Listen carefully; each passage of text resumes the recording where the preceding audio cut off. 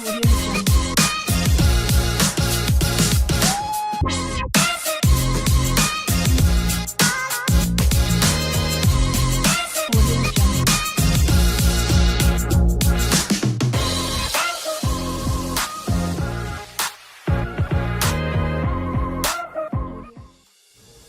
back to the Contech Onsite podcast. Today, I'm super excited to host Paul Cacciola. Paul is the BIM Manager at Erland Construction, and amongst many other responsibilities, helps lead Erland Construction's innovation programs. Today, we're going to discuss with Paul how Erland Construction analyzes construction technology, how they form committees, and what makes a technology stand out above the others. Super excited to have you on, Paul. Paul, how are you? I'm great. How are you? Doing great, man. Doing great. It's what a pleasure to have you on. Thanks for joining. Thank you for having me. Okay, so Paul, we always start with this question. Share a little bit about yourself, what your role is as a BIM manager, and a little bit about Erland Construction. Yeah, so my name is obviously Paul Cacciola. I'm the BIM manager at Erland Construction, where I've been for about 2 years now. Day to day, I oversee and run the coordination process for all our jobs, ranging from life science, residential, large scale tenant fit outs, etc. And basically, I work to coordinate the mechanical, electrical, plumbing, fire protection systems, and equipment to make sure they fit within the confines of the building. Okay, great. And last time we spoke, we really were discussing some of those experiences maybe that you had, during an adoption process of a technological product. And we kind of just discussed some of those challenges, and we spoke about the hardship that there exists within pushback. And I'd say, working with a bigger team that might have, different ideas or some pushback towards, a new product or a new initiative or a new method of doing things. Could you maybe share a little bit about that experience? Yeah. I would say the biggest pushback is with technology in general. A lot of pushback that we receive is getting buy-in from all parties that are going to use the software.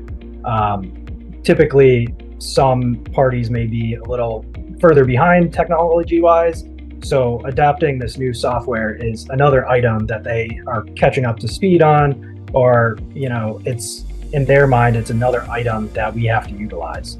But what we tend to see is when they actually start to use the product and really experience the benefits and the value add, that's when we really get that full buy-in from them. But it does take some time. I would say, as an example, you roll out the software on one project, it's the first project you roll it out on, you're probably going to get a lot of pushback from some of the parties. Once they get to utilize that and you start your next job, they're all ready for it. They're asking, are we using this type of technology on the projects? They've seen that value add, so they're more willing to adapt to the technology. So you're kind of really describing an awakening process to an extent, where people at the beginning, they're very hesitant, but with the experience or with that kind of exposure to actually seeing how the product's adding value, right? They're able to really not only stop pushing back, but actually also really championing the process as well. And maybe kind of we could also just dive in a little bit within your role. What is your kind of exposure to technology, and maybe what your experience are in that space? Yeah, so I am part of a technology committee that our company has. So we have a sort of robust process that we have put in place when new technology comes into play. So, on a daily basis, I get emails probably from at least 2 or 3 technology companies, and you kind of have to weed through those, to see what may be a good value add for the company and what may not be. So what the technology committee specifically does is we take those softwares, those technologies that are coming out, and we have monthly meetings where we talk about some of the new software we're seeing coming out, what may be beneficial for the company, what may not be beneficial, and then we proceed with exploring some of those technologies and softwares that we see as value adds. And at that stage of the game, what we would do is we would do some internal research about the software, reconvene, and if we still feel like this is going to be a great add, we would go to the next process, which is getting a rep in to really give us a live demo of how the software works.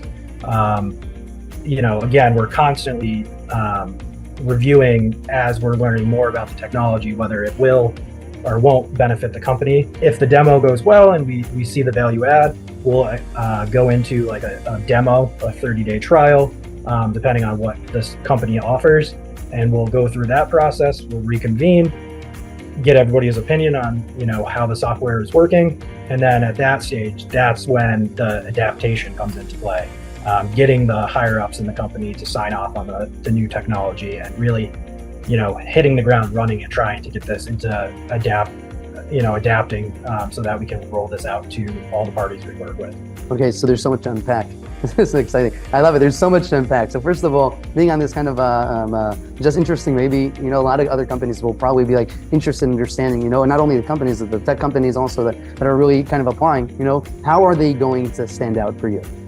So the biggest way they stand out is it has to be a software where we're seeing a lack in technology that we currently have, that this software bridges that gap and brings us back up to sort of where the industry is. I would say those are the biggest things that sort of pique our interest, I guess, is software that helps us, it's a great value add in terms of maybe something previously was taking us 6 hours and now it's only taking us 2 hours. So we look a lot about what value add is, but also what the company specifically needs at that specific time. Because our biggest thing is you don't want to roll out 5 different technologies at once. It's hard enough to get buy-in on one. So really focusing on the needs that the company has immediately, and that's what really will help stick out to us when we see emails come through with new software.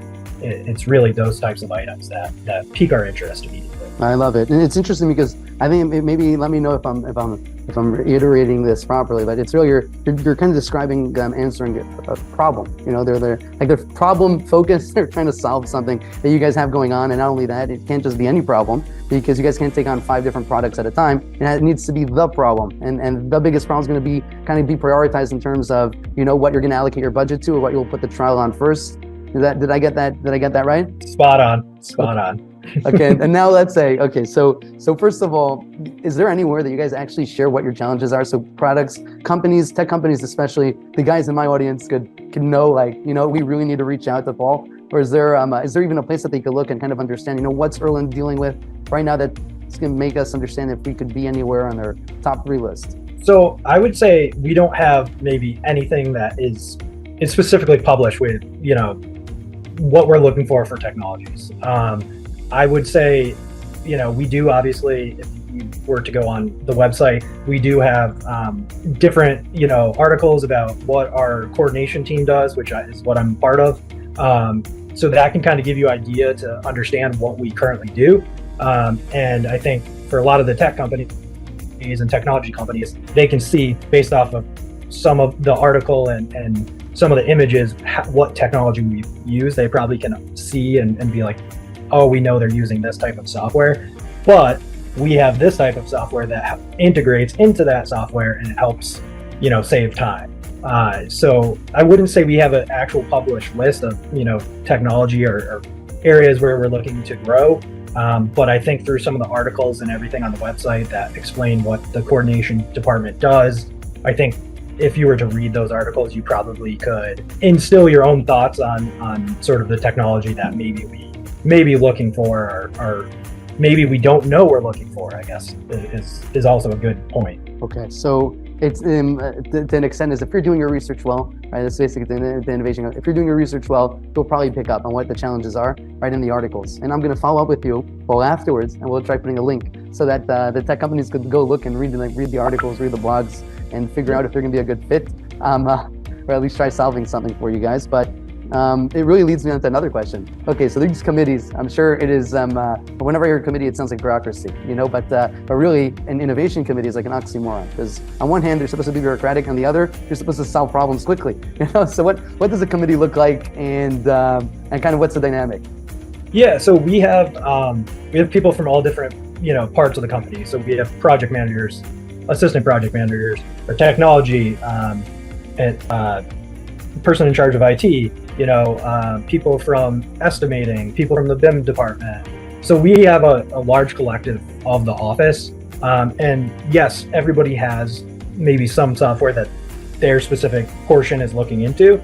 So I wouldn't say, it's a bureaucracy. I think it's a conversation, I guess is the best way to say it. It's an open conversation where we're able to bring up new technologies that maybe we're personally exploring, that others may not be aware of, to bring it to the table to explain, what the benefits are, et cetera. And then, when it comes time to those demos, if we get to that point, everybody within the technology committee and even parties outside of the technology committee will get involved in that demo.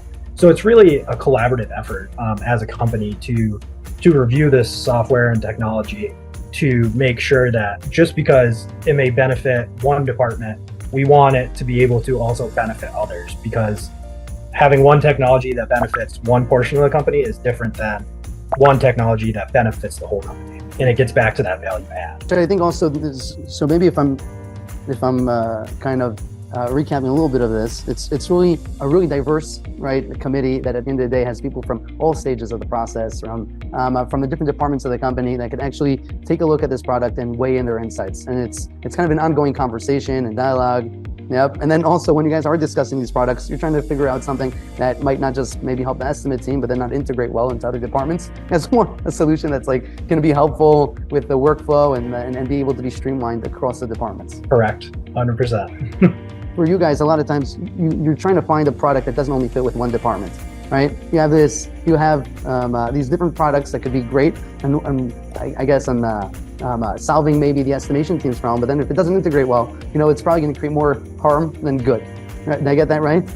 Yep. Okay, so you guys are looking for products that integrate well, right? Overall with a overall system. And one of the challenges that I see when I'm talking to construction companies is a lot of times they want a jackpot solution. The jackpot solution means it's really the best in the market, but then also it's the most integratable product, and that proves to be very challenging to find, because usually the tech companies are constrained with a budget, and then when they want to approach providing a solution, they're kind of making a bet on 2 or 3 integrations and then focusing on their little niche.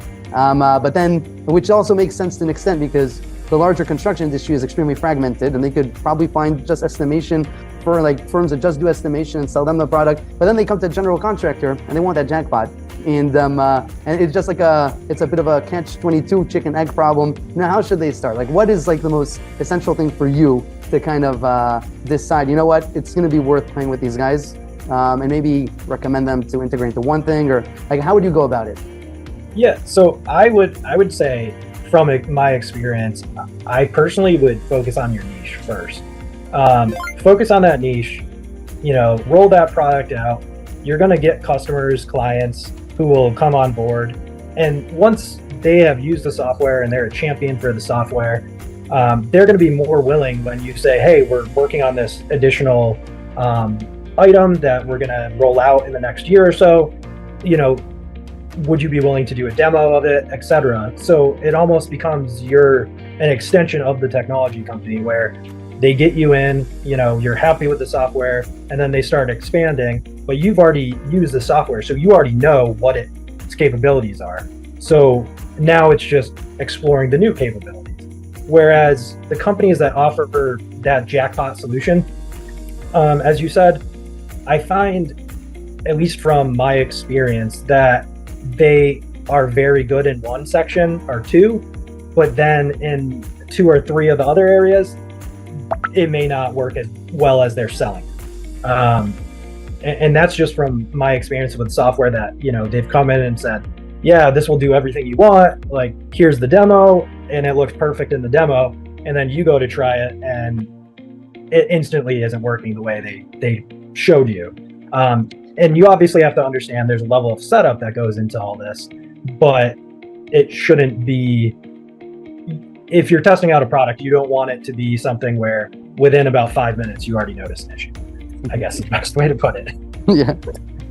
So I think what's also interesting about the whole setup in terms of committee, looking at the products from a lot of different angles, and then kind of having that wholesome kind of perspective on, something being a good solution, not only for one department, but, integratable And then kind of the ease of use, which we just spoke about, right? It's kind of like the ease of use, or like the simplicity maybe of the product, and not coming up with bugs every 5 minutes.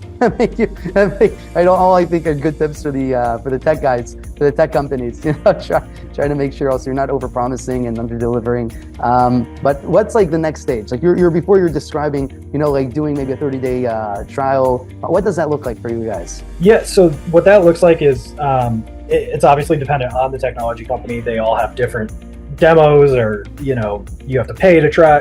It all depends, but basically what we would do is we make sure that at least one person from each sort of portion of the company is within the software testing it, so that we can get an understanding of how it works across the board.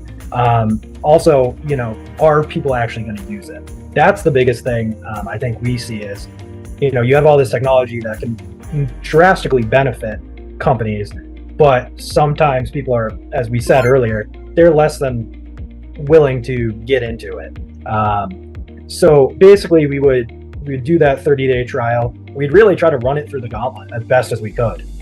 Make sure if they say, oh, this product integrates with this, make sure it integrates, make sure it runs reports or etc. how we were shown, and so we really will take those 30 days, 60 days, whatever it is, and really take that time to work with a lot of these technology companies have integration teams. So work alongside with the integration teams, explain to them our needs, work with them to create, systems and not necessarily coding, but, templates and all those things, and really try to test it to the best we can. To really, it's almost like you are purposely trying to use this product as hard as you can to see if it does break. And you want to understand what its benefits and what its weaknesses are.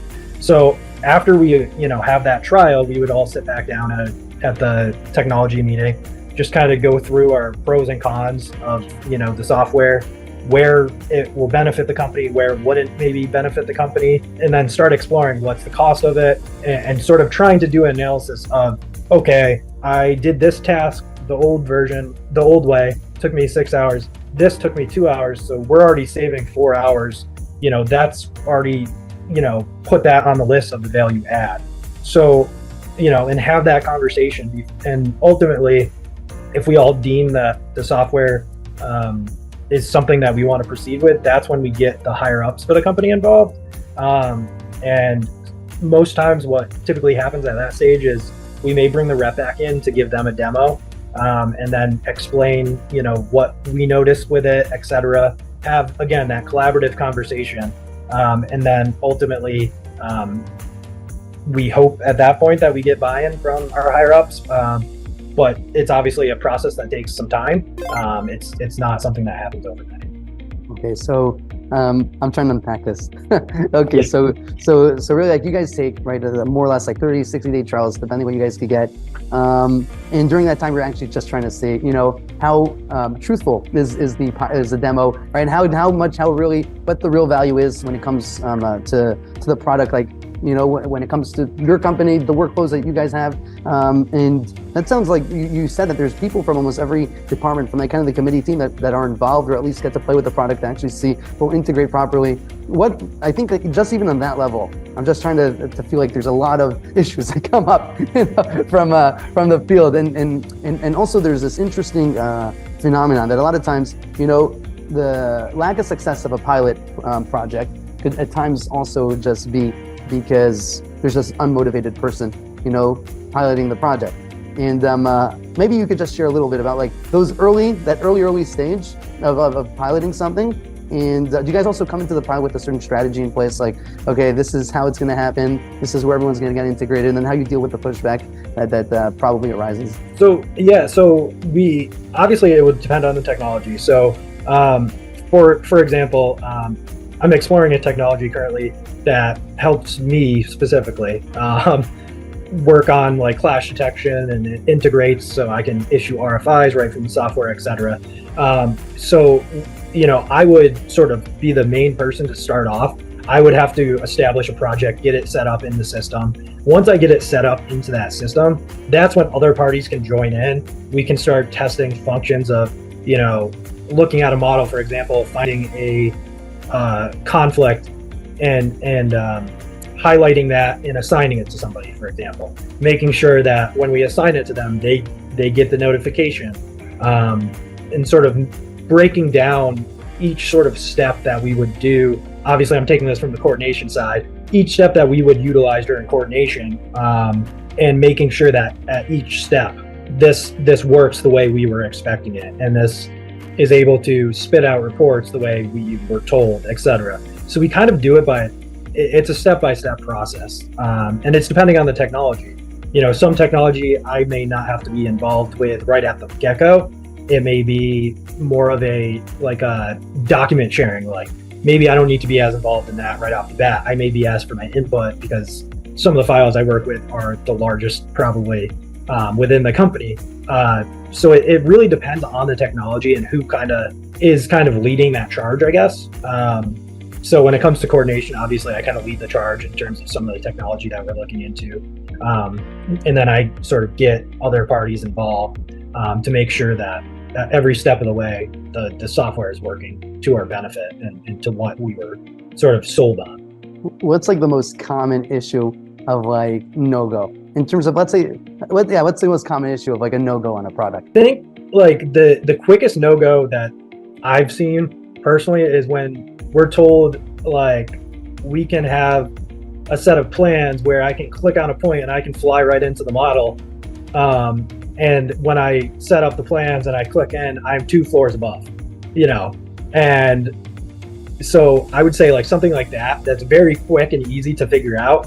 Those kind of start to raise the red flags, I guess, and start to go, okay, all right, well, there's the first one. And then, you start going through some of the other stuff. And if that's not working exactly the same, and again, I have to reiterate this, there is project setup. So it can be something where the project setup was just missing something very minor and it's fixed. But I've had softwares where, I've set it up exactly as I was told, tried to click into a model based off a floor plan, and I'm 2 floors up on the other side of the building. So when I see that sort of already goes red flag, and I'll still continue to test it, but I will know that in the back of my mind, I already have this red flag right off the bat. So really it's kind of a very quick, big mistake or big issue, a big bug that happened. That's kind of a turn off. And I think something that comes up a lot when I'm speaking to construction companies is a challenge in finding pilots that actually have very clean data. Meaning, you gave an example of, let's say, the project setup, the project setup not being done well or something like that. A lot of times there's an instance in which, all the different variables, if it's one of the people involved in the project, maybe he's not very willing or, super interested right now. And maybe just because he had a tough day, doesn't want to adopt the product. Well, he's not in the mood for taking on another responsibility, which usually is not very incentivized to take on anyways. He's just has a new responsibility in integrating a new product. And then it kind of contaminates, I'm saying, the results of that product. But do you think, if you were going to estimate from 1 to 10, do you feel there's any products like that kind of, maybe you guys didn't use it at the end just because it just didn't work, and probably because there's a certain level of contamination in the result? Yeah, I will say the good part is there doesn't seem to be a lot of that contamination. People usually, take it pretty seriously, and actually try to, if you call somebody hey, I need you to jump in to check this, that you receive this notification. Usually, barring they're not, on another meeting, it seems to work pretty well. So I wouldn't say there's necessarily contamination. I think it's been when we have 2 or 3 users jump in and instantly notice an issue right off the bat with the setup, that we were told to do a certain way and we did it that way, and it doesn't work. I would say those are more where we start to question things. And I'm not saying we immediately shut down. I think we go, okay, all right, well, that's, a check mark in the red flag box. And we still try the best to continue at that point. We try not to let that one thing sort of persuade our opinion right off the bat, because maybe it is a setup thing, maybe it isn't, but sometimes it could just be a call to the technology company and one of their integration managers and say, hey, this is what's going on. They go, oh yeah, yep, you need to do this, this, and this. So I try to, and I think most of us on the committee really try to, go into it with open arms, and really try to test it for all the features, whether one feature doesn't work or not, because maybe that one feature that isn't really working the way you want it to isn't really the feature that you're most need, type of deal. So there's that aspect of it too. Yeah, it's super interesting. And what would you say is also just in terms of stages of technology? Like, you have people from like a seed, from like they just have a prototype and they want to find a partner, a construction partner that they could work with, to a product that's been proven, time and time again in larger projects, across maybe multiple geographies that could actually show a certain resilience, and relevancy to similar projects you guys are working on. Yeah, I would definitely say, in terms of technology, you sort of explore the technology probably more so that has been in the industry longer, because it's sort of had that time of growth, where maybe it's a 3-year-old company, let's say, just as an example. They've had time to work with some of the companies and iron out some of the bugs and issue updates and software updates, etc. So a lot of the software that we tend to be exploring are more, they've been out in the industry for a decent amount of time, rather than sort of this new like tech startup company that doesn't have that proven value. So proven track record is important, right, for you guys. And that's like one of the main parameters you guys are going to look at. What happens if a product is very proven from another market? Let's say they've been successful in Europe and they're looking to land in the US.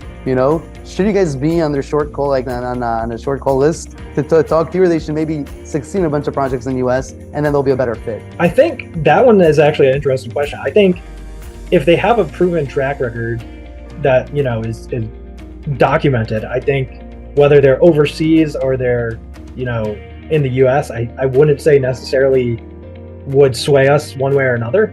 I think if you have proven, history that the product works and, you're working with multiple, construction companies, for example, or whatever, I think, we would be open to that conversation. Okay, cool. Shout out, guys. Send the European dudes, everybody out there, reach out. Okay, good. So that was just an interesting point. Now let's say it's successful, a successful project. You guys love it, and the higher ups. Like, what is usually like the the straw that kind of like the tipping point in which like the higher ups are like, yes, you want to use a product, and no. And then one more question is, what is the typical process or cycle that it takes you guys to get back to the company and say, listen, we trialed you, we like the product, let's move forward? So I think in terms of like the higher ups, the biggest thing they're looking at is the value add. So if we're able to break down a task that we currently do, and then we test it with this new software, if we can instantly see over the course of a week we're saving 10 plus hours, that's a very big thing for them to understand and see. So they definitely like to see what the value add is, how it benefits everybody at the company, and then ultimately, obviously, the big thing is they want to see price, because depending on licensing, you have user-based licenses, you have project-based licenses, you have all these different options. So really understanding what different options are available and what that would generally cost the company, either as a user-based software or a project-based software, because that also has to be thought about, for example, when you are going for jobs. If you're using the software that is going to cost you X dollars, you need to think about that when you're bidding out a job. So they're thinking about, obviously, the monetary value of the technology and the monetary value that it adds to the company. And then in terms of how long adoption takes, it really is dependent, because specifically with the construction industry, a lot of these technologies that you want to try, you need to have a project. So depending on how the industry is going, you may not have an immediate project right at that point you want to start the demo. So you may have to wait a few months before you can start the demo. So I would say, as a general outline, I would say from initial conversation about the software to demo, And then full integration, I would say you're at least talking a year, if not a year and a half. And again, it's all dependent on what that technology is and how it needs to be tested within the company. You don't want to have a technology that is supposed to help with coordination, and you don't want to run it on a job you've already completed coordination. You want to run it on that new job to really see in live time what are the issues, where all the parties who use this software are seeing issues, and being able to report that back, so that you can make that sort of full decision. So it's not a quick process. It does take a lot of time.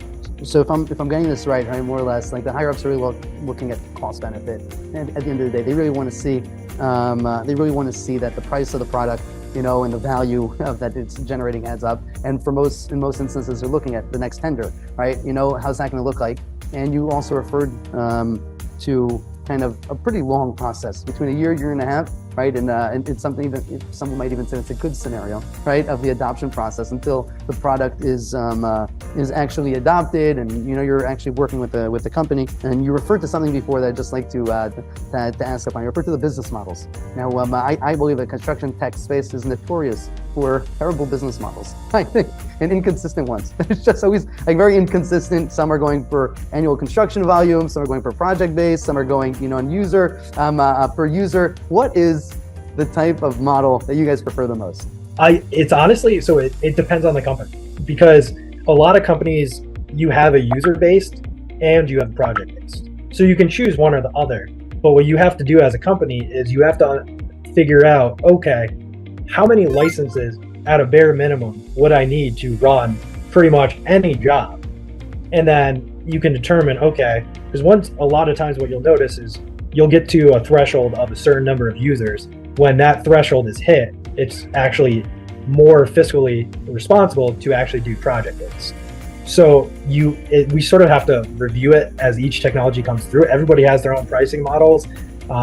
It is definitely something that can be time consuming to go through, just that specific step, because everybody has so many different ideas and ways they like to license their software. But is there something that you guys prefer significantly more? Like, because most construction companies work on a project-to-project basis. They tender, they know how much they're making, and then like the user model is really about, doesn't have to do specifically with projects. You have to be looking at maybe the value of maybe multiple projects that people are, and then you have to try to justify it, but it's a little bit hard because I don't know, there seems to be a big issue when it comes to business models and construction tech. So. Yeah, I would say what we've seen based off of our exploration is typically the project base makes the most sense, because you're given unlimited licensing, typically, so you don't have to worry about, hey, all right, we're getting into coordination, our subcontractors need to get into the software, all right, we need to get another license, it's unlimited. So that sort of helps with that. I mean, cost-wise, it can be shocking sometimes, when you look at some of the numbers, but then you think about it as a whole picture as, this job is, X million dollars, and this is tens of thousands or something. So you kind of have to look at it and evaluate that as well. There, for example, we do life science, large residential tenant fit outs. You may not want to use the software on a tenant fit out because it's a 3-month duration project, because you're just gutting the job, putting new systems in place, versus life science and large scale residential, where you can see that benefit to the software, because you're not just doing some minor rework, you're doing the whole building systems. Okay, cool. We covered a lot. I mean, unfortunately, we're having to get off the. We're towards the end of the call, and as I shared with you, like, before the podcast, what's your vision for the future? What's that looking like? Yeah, so when you actually mentioned the jackpot solution, I think everybody's looking for the jackpot solution, to be honest. You have software that does document management, you have software that works with technology, and I think we're getting to a point where some of these companies who are niche companies are, working with other companies to plug into. So we're getting to a point where we're getting more integration across the board, but there's still not like there's not this one sort of software that you can, you know, work on 3D models, you know, submittals, you know, document sharing, etc. There's not just this one solution. And I think as an industry, I think we're all trying to get to that one solution. But it seems like the way it's starting is by these niche companies coming in and working with other companies to have plugins. And it's starting to sort of get to that point where you can have less software to do the tasks that used to took, you know, instead of maybe 5 different technologies or softwares, maybe you're only using 3. So I think we're starting to see that where we haven't quite got there. I think, as you said, the jackpot solution is really hard to find because you need a company that can understand all different aspects, not just document sharing, not just model sharing, but sort of have a team that can understand all this and what is required. But I would say from my standpoint, and I think a lot of people's standpoint, that would be the ultimate goal, is to get to that one-stop shop where, you know, you're not using and paying for 5 different licenses to do one task, is I think what it comes down to. Yeah, amazing. Paul, thank you so much. This has been such a pleasure. I find it really insightful. Everyone listening, leave comments, share, like. we kind of like we'll answer, you know, if you leave good comments, we'll answer them, and you can also share with us any thoughts and opinions. Paul, hopefully I'll leave a link for people to kind of be able to read and kind of understand some of the articles that you guys wrote, maybe understand how they could potentially offer you guys some cool products. And what a pleasure, man. Thank you so much. Thank you very much. It's been a pleasure. And I will, I'll send you an email with that link to our article about the BIM team. Hey man, Paul, thank you. Thank you very much. Thank you.